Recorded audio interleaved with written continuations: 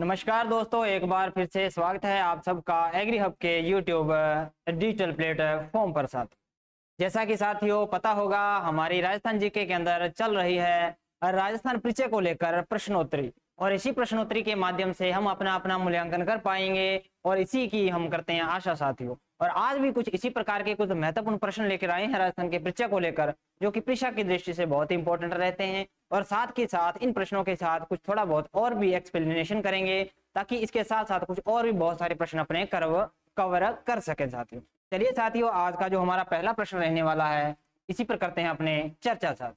और बता दें साथियों, यह जो प्रश्न है, यह जो अपने प्रश्नोत्तरी कर रहे हैं साथियों, यह बहुत ही इंपॉर्टेंट रहती है राजस्थान के अंदर किसी भी एग्जाम पैटर्न को लेकर। चलिए साथियों, आज का जो हमारा पहला प्रश्न है, यह है कि राजस्थान को सर्वप्रथम मरुकंतार किसने कहा। देखिए साथियों, राजस्थान के क्षेत्र के लिए सबसे पहले जो मरुकंतार शब्द का जो प्रयोग किया साथियों, हमें इसमें देखना है क्या जेम्स टोड या जॉर्ज थॉमस या फिर फ्रैंकलिन या फिर वाल्मीकि। तो इसके अंदर जो हमारा जो राइट आंसर रहने वाला है वह साथियों क्या है, वाल्मीकि। यानी कि वाल्मीकि जी वह व्यक्ति थे जिन्होंने पहली बार राजस्थान के लिए सर्वप्रथम मरुकंतार शब्द का प्रयोग किया था साथियों। इसी के साथ साथ कुछ और पॉइंट देखने हैं साथियों, ताकि और भी बहुत सारे पॉइंट हमारे पास रहते हैं इस राजस्थान के नामकरण को लेकर। तो याद रखना है साथियों, एक नाम याद रखना है साथियों, वह है राजपुताना नाम।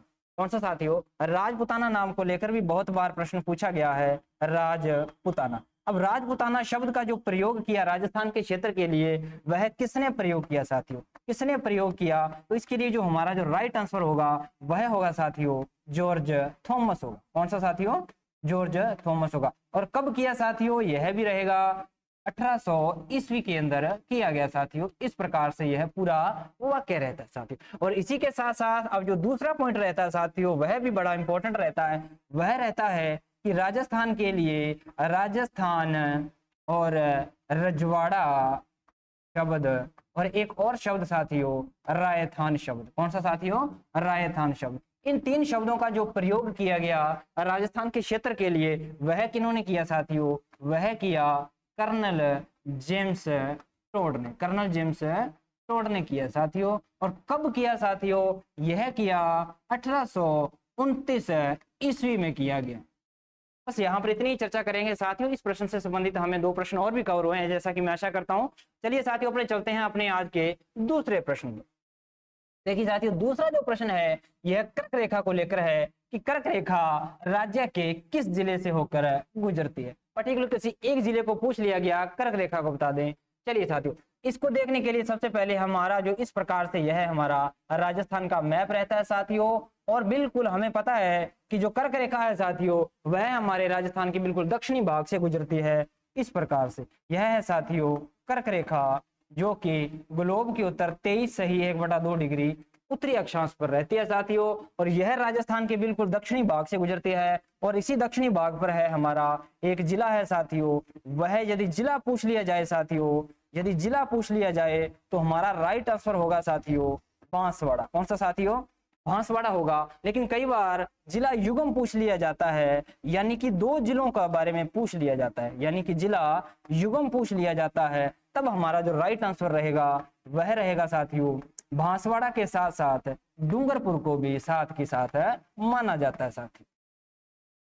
इस प्रकार से यह जो हमारा दूसरा प्रश्न भी रहता है तो यहाँ से कवर हो जाता है। और आशा करते हैं कि साथियों यहाँ से हम इस प्रश्न का उत्तर सही दे पाएंगे। और इस प्रश्न का जो राइट आंसर रहने वाला है वह है साथियों बांसवाड़ा। और यहाँ से एक बात और मुख्यतः याद रखनी है, जो इंपॉर्टेंट है परीक्षा की दृष्टि से याद करने लायक है, वह है साथियों कि राजस्थान के अंदर इस कर्क रेखा की लंबाई कितनी है। क्या साथियों, कर्क रेखा की लंबाई इस राजस्थान के अंदर कितनी, यानी कि राजस्थान के अंदर कर्क रेखा की लंबाई कितनी है।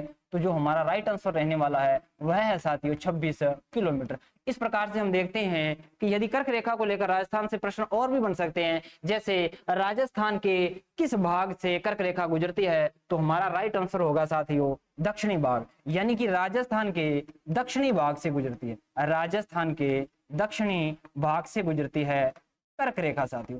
इस प्रकार से कर्क रेखा को लेकर बहुत सारे प्रश्न रहते हैं, जिसमें से हमने एक प्रश्न को डिस्कस किया और आशा करता हूं कि और भी इससे बहुत सारे प्रश्न अपने कर पाएंगे। चलिए साथियों, चलते हैं अपने आज के तीसरे प्रश्न पर, जो बहुत ही महत्वपूर्ण है और इसके साथ साथ और भी चर्चा करेंगे। देखिए साथियों, राजस्थान के जिस जिले में सूर्य किरणों का तिरछापन सर्वाधिक है वह जिला कौन सा है। यानी कि सूर्य के तिरछापन को लेकर पूछ लिया गया।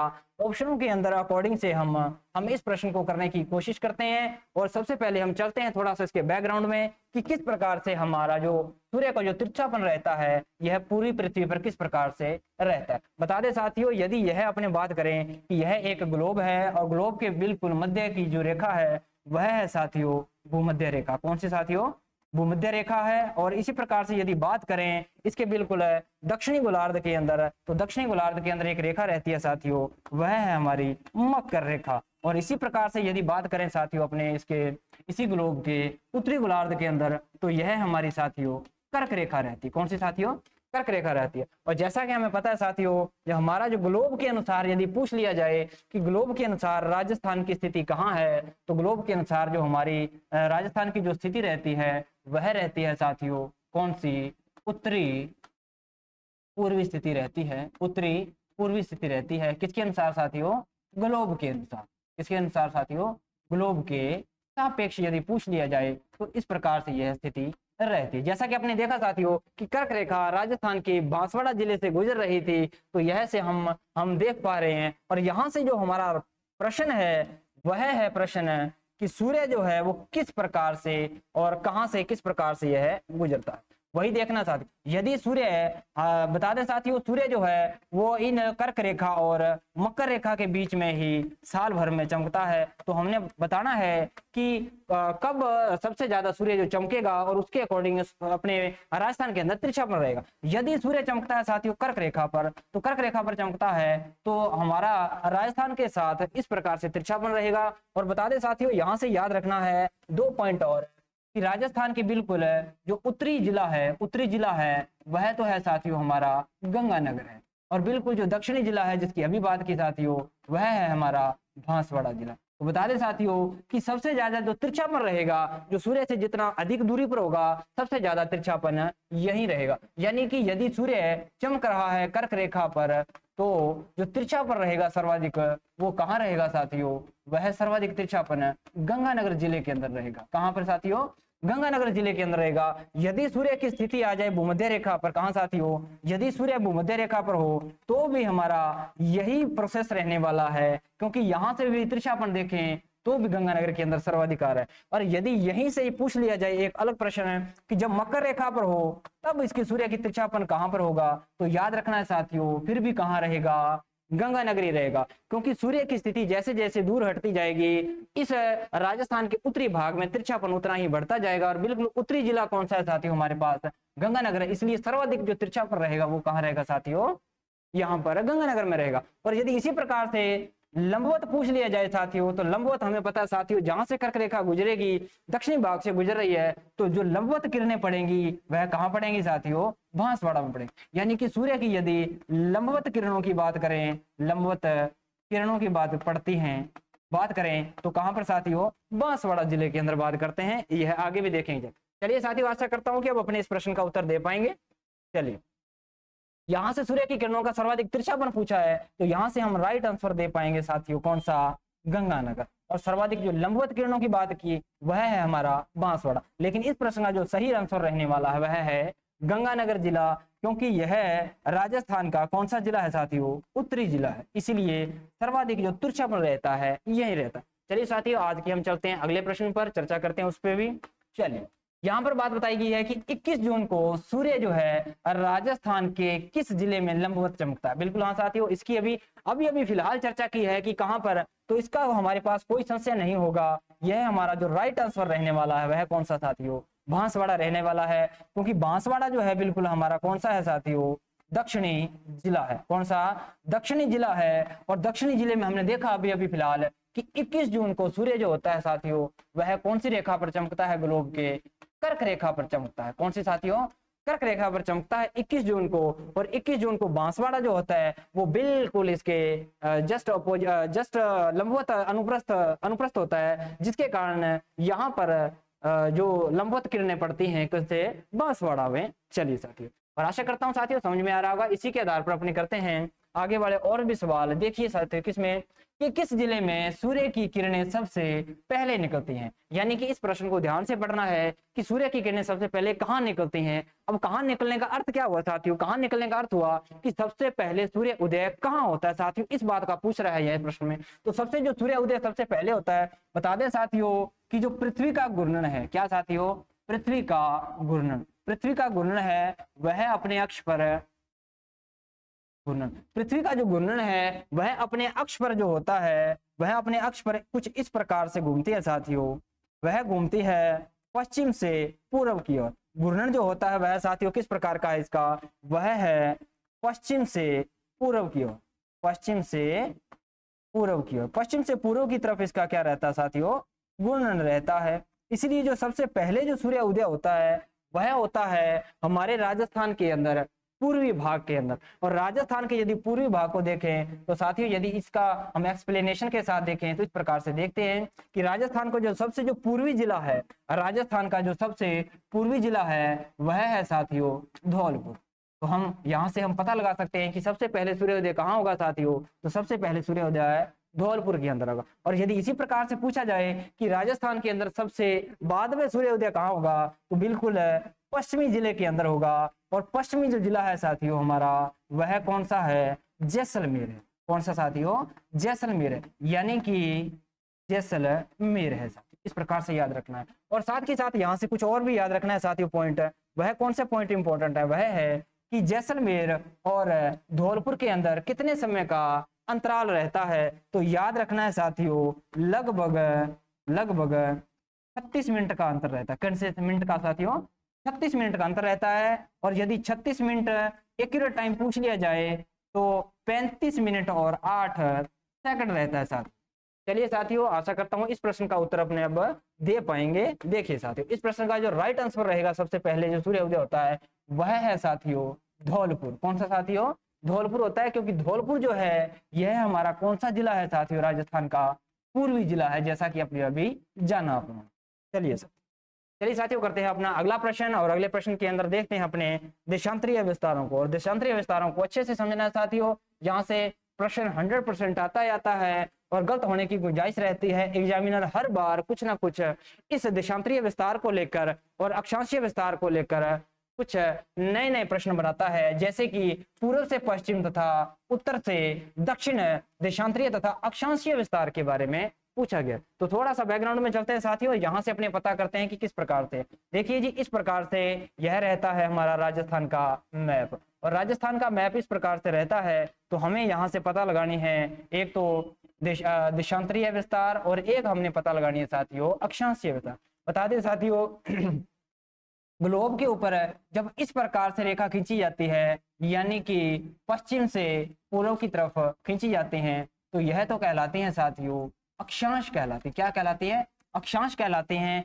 और यदि इसी ग्लोब के ऊपर इस प्रकार से रेखाएं खींची जाती हैं, यानी कि उत्तर से दक्षिण की तरफ खींची जाती हैं, तो यह साथियों देशांतर कहलाती। क्या कहलाती हैं, देशांतर कहलाती हैं। और इसी को लेकर चर्चा करने वाले हैं।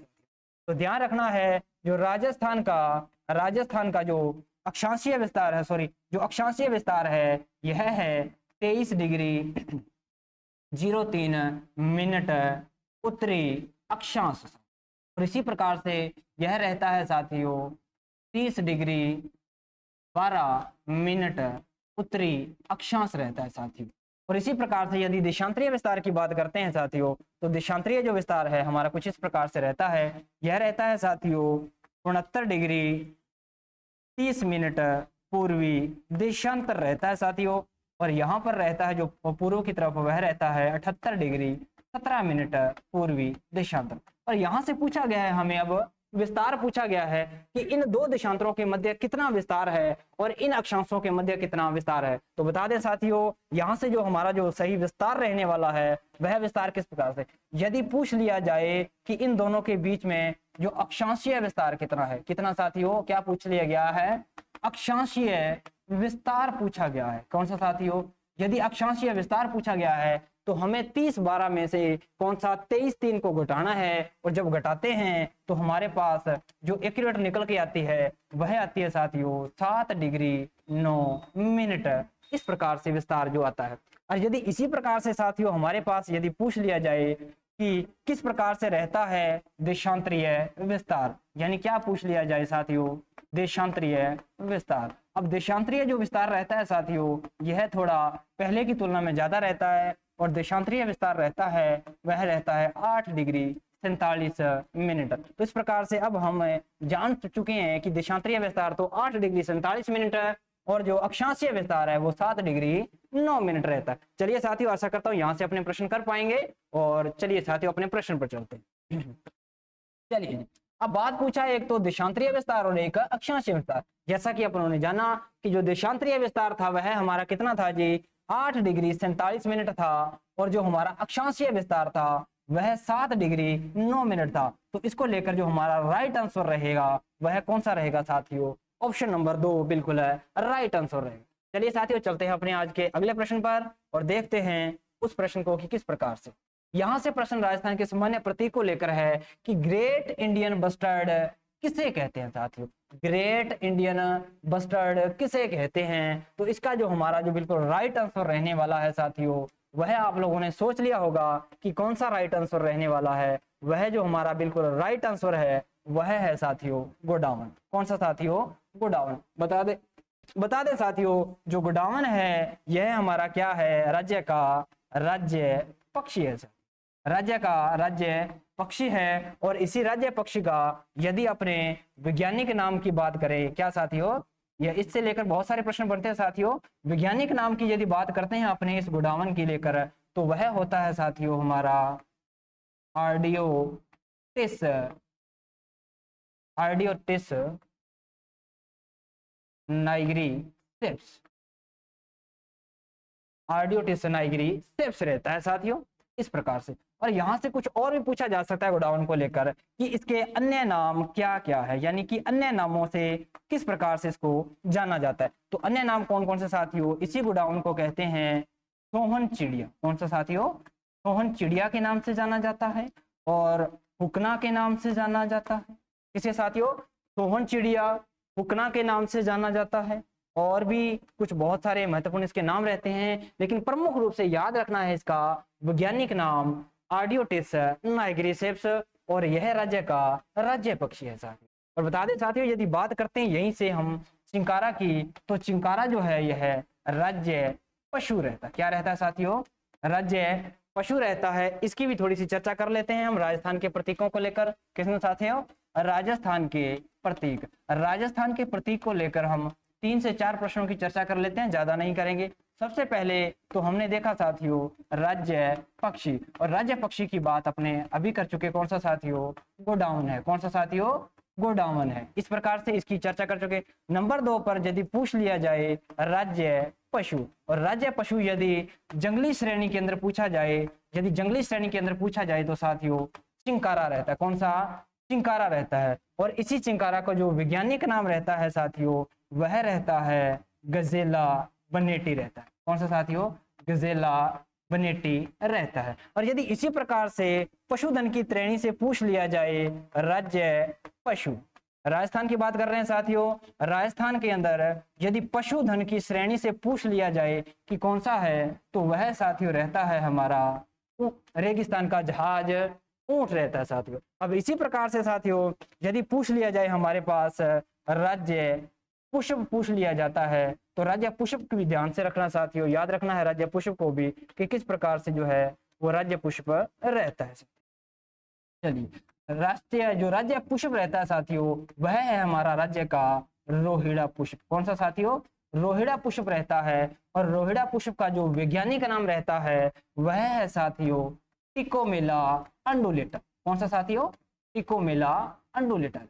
इस प्रकार से आशा करता हूं साथियों कि अपने बहुत सारे एक प्रश्न के साथ बहुत सारे प्रश्न कवर कर चुके होंगे। तो यह बहुत ही मोस्ट इंपॉर्टेंट रहते हैं साथियों परीक्षा की दृष्टि से, तो इनको भी जानना जरूरी था। यहां से हो जाए इसका स्क्रीनशॉट, तो चलते हैं अपने आज के अगले प्रश्न पर। चलिए साथियों, देखिए साथियों हमारा जो प्रश्न है वो 8वां प्रश्न जो है वह है राजस्थान का राज्य पक्षी तथा राज्य पशु का सही सुमेलित समूह है कौन सा है।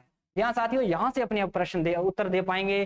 क्या गोडावन राज्य पक्षी है? जी हाँ बिल्कुल है। क्या खेजड़ी इसका सही आंसर? साथ में आएगा? जी नहीं आएगा। क्या मोर? मोर नहीं है जी, मोर तो हमारा क्या है, मोर जो है यह तो हमारा राष्ट्रीय पक्षी है। कौन सा साथियों? राष्ट्रीय पक्षी है। यह तो राज्य की पक्षी की श्रेणी के अंदर नहीं रखा जाता साथियों। क्या कबूतर है? बिल्कुल नहीं साथियों। तो ऑप्शन नंबर हमारे पास 4 ही बचता है जो इसका राइट आंसर हो सकता है। कौन सा साथियों? कि गुडावन तो इसका कौन सा है? राज्य पक्षी है। और ऊंट जो है वह पशुधन की श्रेणी से राज्य पशु है। और जो चिंगारा है यह जंगली श्रेणी से हमारा राज्य का राज्य पशु है। तो हमारा जो राइट आंसर रहेगा इस प्रश्न का उत्तर वह रहेगा ऑप्शन नंबर 4 साथियों। चलिए साथियों, आशा कर रहा हूं कि आप लोगों को समझ में आ रहा होगा और इसी प्रकार से अपने और भी बहुत सारे महत्वपूर्ण प्रश्न करेंगे आज। चलिए, राजस्थान के इतिहास में प्रथम विशेषज्ञ और इतिहासकार माने जाते हैं, यानी कि राजस्थान के ऐसे कौन से प्रथम विशेषज्ञ इतिहासकार रहे जिन्होंने राजस्थान के इतिहास को लिखना प्रारंभ किया और राजस्थान के इतिहास को बहुत बड़ा विस्तारित रूप दिया। अरे यदि यहां से हम उस नाम जानते हैं तो हमें पता होगा कि यदि वो व्यक्ति विशेष ना होते तो आज हमें राजस्थान का इतना इतिहास जो है वो पढ़ना नहीं पड़ता। तो लेकिन साथियों परीक्षा की दृष्टि से इंपॉर्टेंट रहता है, ये पढ़ना पड़ेगा अपने को। चलिए साथियों, देखिए साथियों, यहां से हमारा जो राइट आंसर रहता है, क्या शामिल दास है, क्या बांकी दास है, क्या सूर्यमल मिश्रण है, या फिर कर्नल जेम्स टोड है। यहाँ बिल्कुल आपने बिल्कुल सही सोचा है। कौन सा प्रश्न साथियों? ऑप्शन नंबर 4 जो रहेगा इसका राइट आंसर रहेगा। जैसा कि अपने प्रारंभ में जाना था, इन्होंने राजस्थान के लिए क्या नाम दिया था साथियों? राजपुताना शब्द का प्रयोग किया था। क्या साथियों? राजपुताना शब्द का प्रयोग इन्होंने किया था राजस्थान के लिए। और इसी कर्नल जेम्स को कहा जाता है साथियों घोड़े वाला बाबा के नाम से भी जाना जाता है। घोड़े वाला बाबा के नाम से भी जाना जाता है। राजपुताना का जो नाम दिया था साथियों इन्होंने, वह 1800 ईस्वी के अंदर दिया था। यह बात भी अपनों ने की थी साथियों। चलिए साथियों, आज के अगले प्रश्न पर चलते हैं, कुछ देखते हैं कुछ नया। चलिए अब देखते हैं कि भारत और पाकिस्तान की उत्तरी पश्चिमी भाग में खींची गई अंतरराष्ट्रीय सीमा रेखा। तो इन 4 ऑप्शनों पर काम करना है साथियों कि किस प्रकार से और कौन सा हमारा जो राइट आंसर इसका रहता। तो देखिए साथियों, यहां से इस प्रकार के प्रश्न को करने के लिए हमें सबसे पहले जानना होगा कि खींची गई जो रेखा है भारत और पाकिस्तान के बीच में, उसका नाम क्या है। जी हाँ बिल्कुल, उसका नाम अपने कल ही पिछली कक्षा में किया था, वह है हमारी अंतरराष्ट्रीय, कौन सी साथियों? अंतरराष्ट्रीय सीमा रेखा। अंतरराष्ट्रीय सीमा रेखा किसकी साथियों? राज्य की अंतरराष्ट्रीय सीमा रेखा। और उसका क्या नाम था साथियों? यह था रेड क्लिफ रेखा। कौन सी साथियों? रेड क्लिफ रेखा थी। और कल अपने यह भी चर्चा की थी साथियों पिछली कक्षा के अंदर कि रेड क्लिफ रेखा जो है यह एकमात्र राजस्थान ऐसी पूरे ऐसी है, एकमात्र ऐसी अंतरराष्ट्रीय रेखा है जो पेंसिल से खींची गई है। कौन सी साथियों? पेंसिल से खींची गई है। अब पेंसिल से खींची जाने का मतलब यह हुआ खींची गई है। अब पेंसिल से खींची गई इसका मतलब यह है कि यह प्राकृतिक रूप से नहीं बनी, यह किससे बनी है? कृत्रिम रूप से इसको बनाया गया है। तो इसका जो राइट आंसर रहता है साथियों वह हमारा कृत्रिम रूप से होता है। चलिए साथियों, आज का जो हम ये बिल्कुल अंतिम प्रश्न देखते हैं। तो इस प्रश्न की चर्चा हम पिछली कक्षा में भी कर चुके हैं कि हमारा जो कल का जो लास्ट क्लास का जो प्रश्न था जो आप लोगों के लिए दिया था, लास्ट क्लास का जो हमारे पास लास्ट में जो प्रश्न रहा था, जो तीसरी क्लास थी हमारी पीछे वाली, उसके अंदर यह आप लोगों को होमवर्क के रूप में यह प्रश्न दिया था। और आज इस प्रश्न को वापस लेके आए हैं। इसका उत्तर आपने कमेंट बॉक्स में देना था। और इसका जो आज राइट आंसर लेके आए हैं, क्या वह भरतपुर कोटा है, या फिर उदयपुर जयपुर है, या फिर जोधपुर बीकानेर है, या फिर उदयपुर अजमेर है। या बिल्कुल इसका जो राइट आंसर रहेगा यह है हमारा उदयपुर और जयपुर संभाग रहेगा साथियों। संभाग की बात की थी साथियों, और कल आपने चर्चा कर चुके कि राज्य के वर्तमान में कितने संभाग हैं। वर्तमान में कितने संभाग हैं साथियों? राज्य के 7 संभाग हैं। इन 7 संभागों की अपने चर्चा की थी और एक एक की चर्चा की साथियों। कौन कौन सा? बीकानेर, कौन सा साथियों? बीकानेर संभाग, और जोधपुर संभाग, और कोटा संभाग, कौन सा? कोटा। अजमेर संभाग, कौन सा साथियों? अजमेर संभाग। और इसी प्रकार से अपनों ने और भी चर्चा की थी साथियों भरतपुर संभाग। और इसी प्रकार से हमारा जो एक जो संभाग रहता है वह है साथियों उदयपुर संभाग। कौन सा साथियों? उदयपुर संभाग जो रहता है इस प्रकार से हमारे पास रहता है। क्या कोई और भी बचा? जी हाँ बिल्कुल, एक जयपुर संभाग बचा। कौन सा? जयपुर संभाग बचा। इस प्रकार से यह 7 संभाग रहते हैं। अब इन सभी 7 संभागों में से कौन से ऐसे 2 संभाग हैं जिनका जो क्षेत्रफल है वो बिल्कुल समान है? तो हमारा जो राइट आंसर रहेगा उदयपुर और जयपुर। लेकिन इनके अंदर जिलों की संख्या अलग अलग रहती है साथियों। जयपुर के अंदर तो 5 जिले रहते हैं, कल अपने चर्चा की थी, और उदयपुर के अंदर 6 जिले रहते हैं। तो आशा करता हूं साथियों कि इस प्रकार की हम रोजाना प्रश्नोत्तरी लेके आते हैं, और इस प्रश्नोत्तरी के माध्यम से आप सबका हो रहा होगा अपने पढ़े हुए कंटेंट का मूल्यांकन। और कल भी कुछ इसी प्रकार के प्रश्नों के साथ अपने मिलेंगे और कल, और ये इस कंटिन्यूटी को बनाए रखने के लिए साथियों आप हमारे एग्री हब परिवार के साथ जुड़ने के लिए हमारे यूट्यूब चैनल को सब्सक्राइब करें, ताकि आपको हर रोज कुछ ना कुछ नया प्रश्नोत्तरी को लेकर मिलता है। चलिए साथियों, आज की क्लास में इतना ही। धन्यवाद। जय हिंद।